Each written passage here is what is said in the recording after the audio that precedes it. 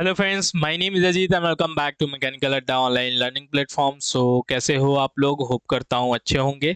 सो जैसा कि आप जानते हो कि बार का एग्ज़ाम डेट ऑलरेडी रिलीज़ हो चुका है। कल रिलीज़ हुआ था आपका, और एग्ज़ाम आपका 18 नवंबर से 24 नवंबर के बीच में हो रहा है। जिसमें अलग अलग पोस्टों के लिए अलग अलग डेट पे आपका शेड्यूल है। इस पे ऑलरेडी मैं कल आपका सेशन लिया था और डेट्स वगैरह बता दिया था, कुछ स्ट्रैटेजी भी बताए थे, लेकिन सारी चीज़ें हमने कल डिस्कस नहीं किया था due to the shortage of time.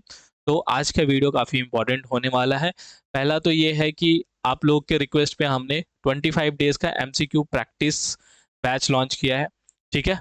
और दूसरा चीज़ अभी आपको मैं बताऊंगा, तो ध्यान रखना, वीडियो को पूरा देखना, और कुछ इंपॉर्टेंट चीज़ मैं आपको बताने वाला हूं जो कि आपके इस एग्ज़ाम में ज़्यादा से ज़्यादा मार्क्स लाने में हेल्प करेगा। पहला तो है कि टाइप्स ऑफ क्वेश्चन जो है, बार किस टाइप का क्वेश्चन पूछता है एग्ज़ाम में, ठीक है। प्रीवियस ईयर के एनालिसिस और ऑनलाइन में क्या लेवल में चेंज आ सकता है, क्या चीज़ें नहीं आ सकती है, तो ये वाला पार्ट देखना मिस मत करना, ठीक है।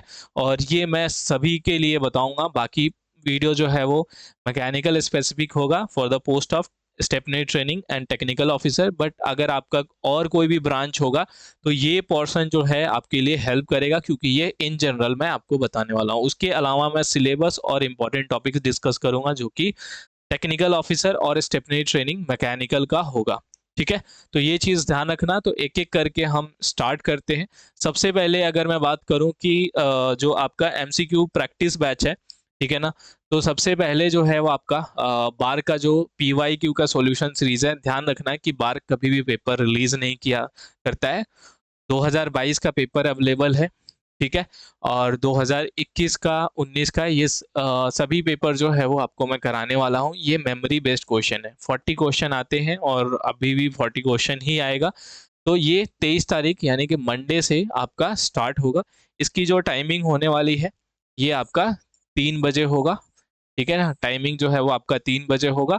और बाकी जो है वो ये आपका यूट्यूब पे होगा। और बार का जो एमसीक्यू प्रैक्टिस बैच है वो आपका ऐप पे स्टार्ट होने वाला है, मैकेनिकल अड्डा ऐप, ठीक है। और ये आपका डेली जो है वो 7:30 PM को होगा, ठीक है। तो इसमें हम अराउंड 25 दिन का शेड्यूल रखे हैं। शेड्यूल भी अपलोड कर दिया है, चेकआउट कर सकते हो, ठीक है। अभी मैं आपको दिखा भी दूंगा। और क्वेश्चन जो है वो इजी, मॉडरेट, टफ। देखो, पहले बहुत इजी क्वेश्चन आते थे, लेकिन अब थोड़े से लेवल इंक्रीज होने के चांसेस हैं, तो आपको मॉडरेट और थोड़े से डिफिकल्ट ट्रिकी क्वेश्चन भी आपको प्रैक्टिस कराएंगे ताकि आप तैयार रहोगे, ठीक है। तो ये सभी मिक्स जो है इसमें रहेगा, और पहले सब्जेक्ट वाइज और देन फुल सिलेबस जो है वो मिक्स आपका कराया जाएगा। तो सारी चीज़ें जो है वो एग्ज़ाम के लिए आपका मैक्सिमम मार्क्स स्कोर करने के लिए काफ़ी यूज़फुल रहेगा, ठीक है। अब ये सवाल है कि ये बैच कैसे ज्वाइन कर सकते हो? तो ऐप डाउनलोड करना है या वेबसाइट पे जाना है। पहले मैं बता देता हूँ कि किनको किनको ये बैच जो है वो ज्वाइन करने की ज़रूरत नहीं है। जो बच्चे ऑलरेडी लाइव क्लास के स्टूडेंट हैं, यानी कि अगर आप पहले से, अगर परमाणु बैच आपको मैं एक बार यहाँ पे दिखा देता हूँ, ठीक है। यहाँ पे जो आपके बैचेज हैं, वेबसाइट पे जाओगे macadda.com सर्च कर लेना, डिस्क्रिप्शन में आपको लिंक मिल जाएगा। तो यहाँ पे अगर आप लाइव क्लास बैच ज्वाइन किए हो, चाहे आपका टारगेट बैच हो गया, परमाणु बैच हो गया, ठीक है, तो आपको ज्वाइन करने की ज़रूरत नहीं है। इसमें पूरा कंप्लीट सिलेबस है। आपका revision, quick revision, recorded lectures भी हैं, टेस्ट सीरीज भी है। अलग से टेस्ट सीरीज नहीं लेना पड़ेगा। हाँ, अगर आपने टेस्ट सीरीज ले रखा है या आपका सिलेबस कंप्लीट है, सब कुछ रिवाइज, अब सिर्फ प्रैक्टिस बैच ज्वाइन करना है, देन आप ये बैच ज्वाइन कर सकते हो। और हाँ, यहाँ पे जो है वो आपका 50% डिस्काउंट है। 1000 रुपीज़ देख के घबरा नहीं है, 500 हमने रखा हुआ है यहाँ पे। तो आपको सिंपली जो है वो कूपन जो है वो यहाँ पे आपको यू हैव टू अप्लाई, ठीक है। 500 हो जाएगा, ओके। और अगर आप टारगेट बैच ज्वाइन करना चाहते हो, in case you want to join the target batch, then जो है वो आपका जो है यहाँ पे टारगेट बैच के रिगार्डिंग जो है वो सारे इन्फॉर्मेशन है। और टेस्ट सीरीज अगर सिर्फ लेना है तो वहाँ पे भी है। तो सिंपली जो है आपको यहाँ से जो है वो ज्वाइन कर लेना है। आपके कोर्सेज में सारी चीज़ें रहेंगी, ओके। तो वही चीज़ है कि कोई भी डाउट होता है तो आप व्हाट्सएप कर सकते हो, ठीक है। तो इसमें आपके हर एग्ज़ाम के लिए रहेगा। और अगर आप सिर्फ बार की स्पेसिफिक तैयारी करना चाहते हो, साथ में इंटरव्यू की भी प्रिपरेशन करनी होगी लॉन्ग टर्म के लिए, तो ये बैच जो है आप ज्वाइन कर सकते हो। यहाँ पे भी आपका 1000 रुपीज़ में पूरा बैच हो जाएगा, टेस्ट सीरीज, रिवीजन और फुल कंप्लीट सिलेबस। ठीक है, तो ये ज्वाइन कर सकते हो। और ये कैसे करना है वो डिस्क्रिप्शन में लिंक मिल जाएगा, या तो वेबसाइट या ऐप के थ्रू। ठीक है, तो ये चीज़ें हो गई। और उसके अलावा अगर आपको सिलेबस देखना है तो सिलेबस यहाँ से मिल जाएगा। ठीक है ना, सिलेबस जो है यहाँ से मिल जाएगा। ठीक है, तो सिलेबस जो है मैं सिलेबस बाद में अभी आपको डिटेल में बताऊंगा। पहले टाइप्स ऑफ क्वेश्चन कैसे आते हैं, ताकि सभी कॉमन बच्चों के लिए होगा, अभी मैकेनिकल के बच्चों के लिए ये मैं एंड में बताऊंगा। ठीक है, तो अभी यहाँ पे बात करते हैं हम।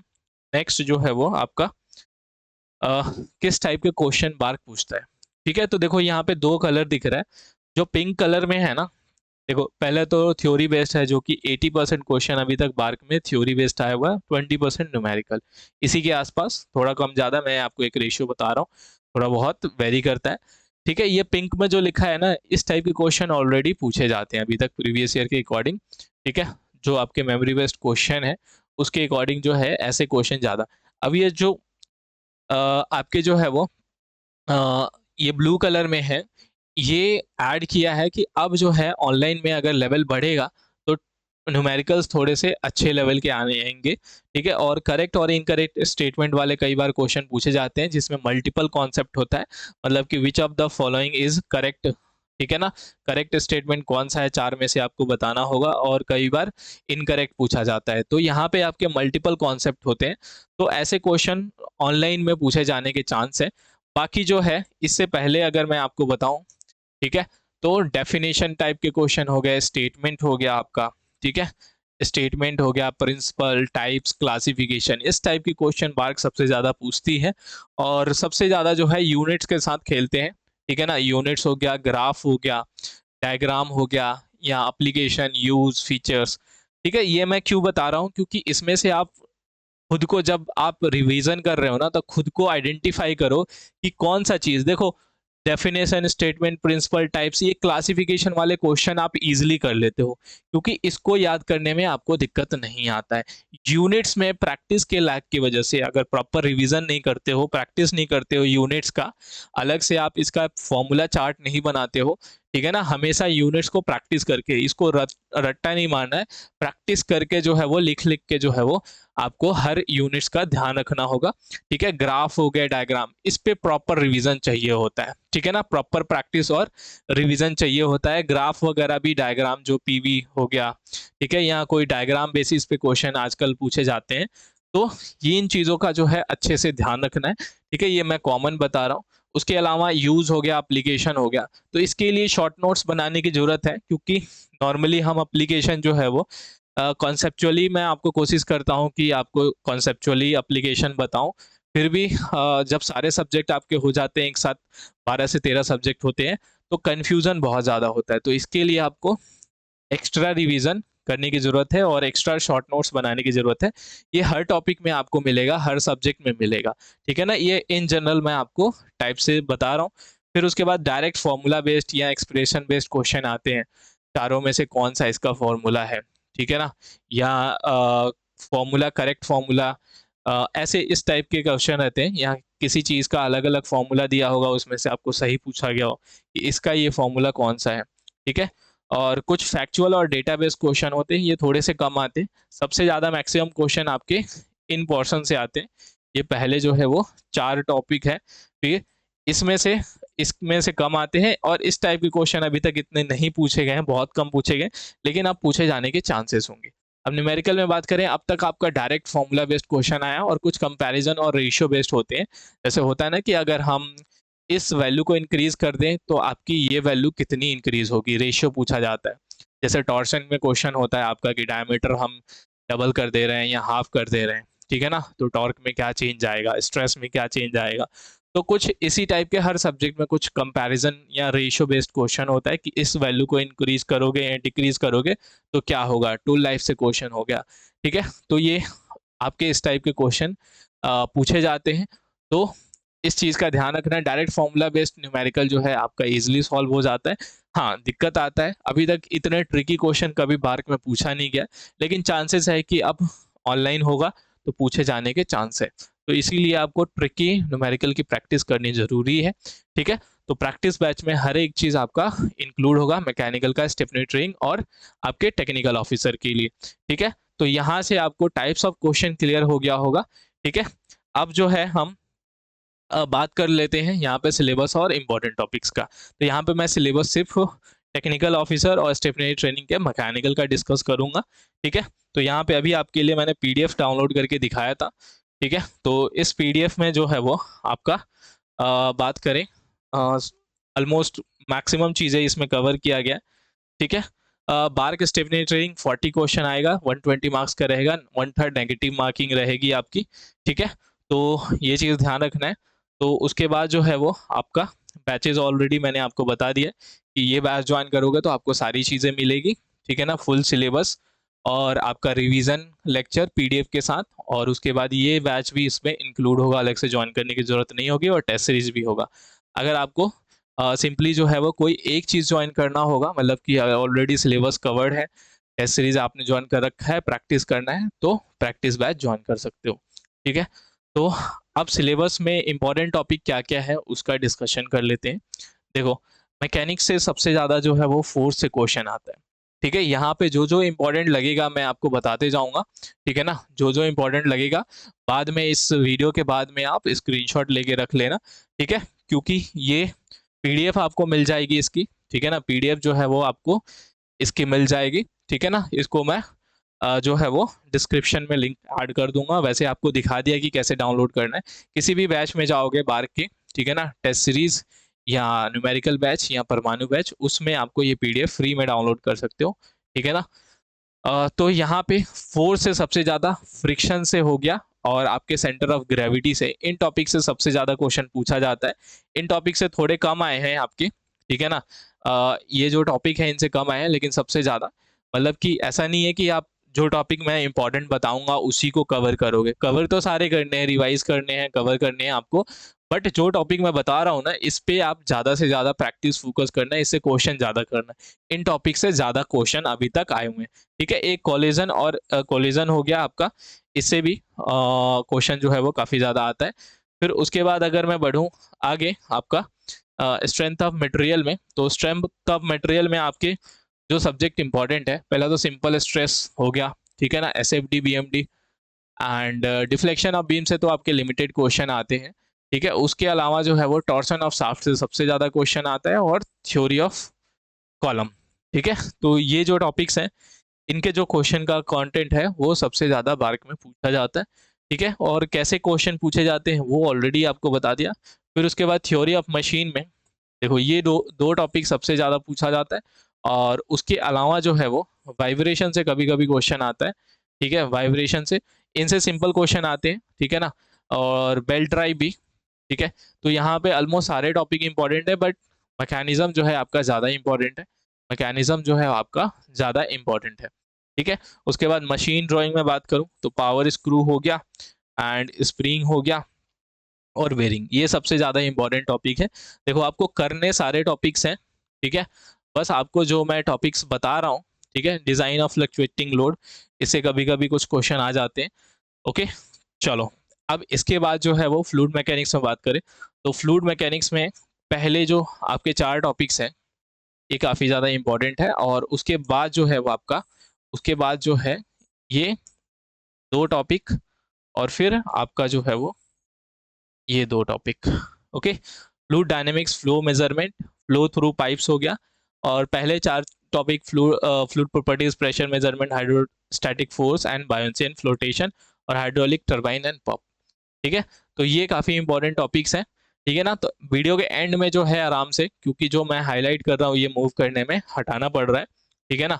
तो इसीलिए आप आराम से स्क्रीनशॉट ले लेना एक ही बार, अभी आप समझ लो, ठीक है ना। उसके बाद है बेसिक थर्मोडायनेमिक्स में, तो बेसिक थर्मोडायनेमिक्स में जो सबसे ज़्यादा पूछा जाता है बेसिक कॉन्सेप्ट से, ठीक है ना। और first law, second law, entropy से थोड़े कम क्वेश्चन आते हैं, and property of pure substance है, लेकिन ये आपके 3 टॉपिक जो है सबसे ज़्यादा पूछे जाते हैं। आईसी इंजन आपका काफ़ी अप्लाइड सब्जेक्ट है, तो सबसे ज़्यादा जो है वो आपके कंबशन से कभी कभी थोड़ा बहुत क्वेश्चन आता है, लेकिन बेसिक जो air standard cycle auto diesel dual, इनसे सबसे ज़्यादा क्वेश्चन पूछे जाते हैं। ओके, तो ये आपके आईसी इंजन का हो गया। उसके बाद बात करूं मैं आरएसी, ठीक है ना।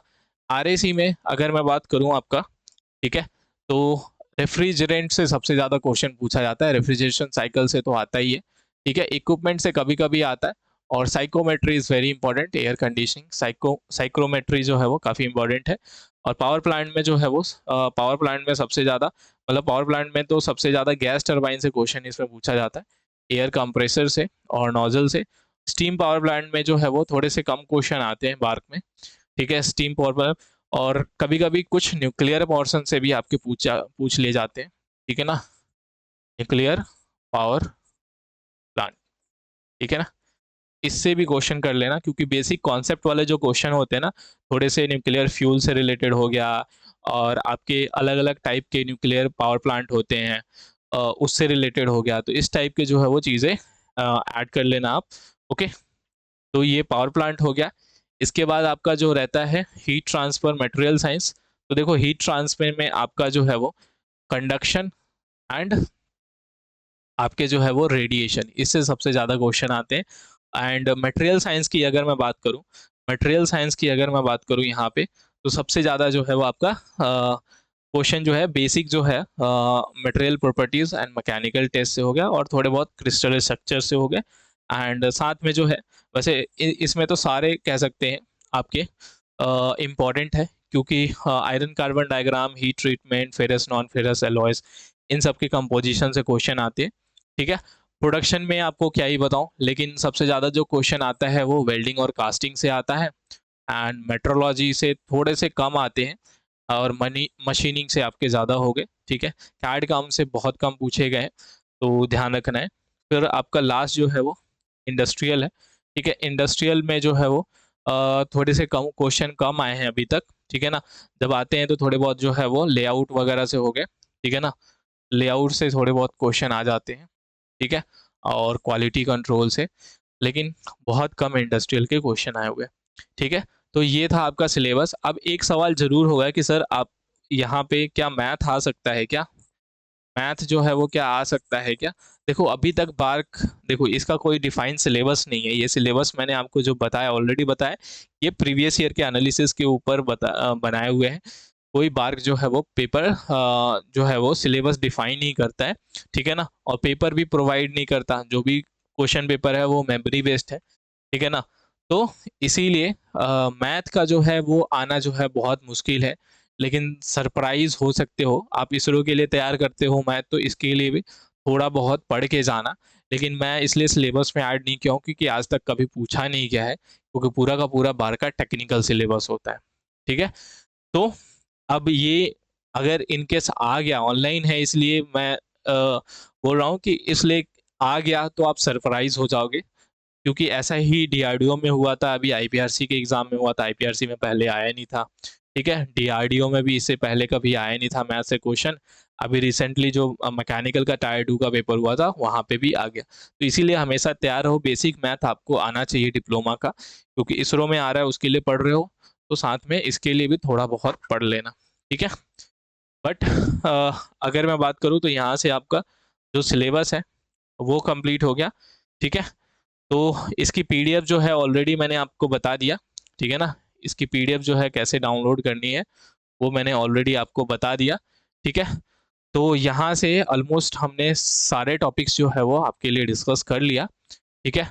स्टार्टिंग में आपको बताया था कि क्या क्या हम डिस्कस करने वाले हैं, ओके। तो और कोई अगर आपको डाउट होता है यहाँ से, ठीक है ना।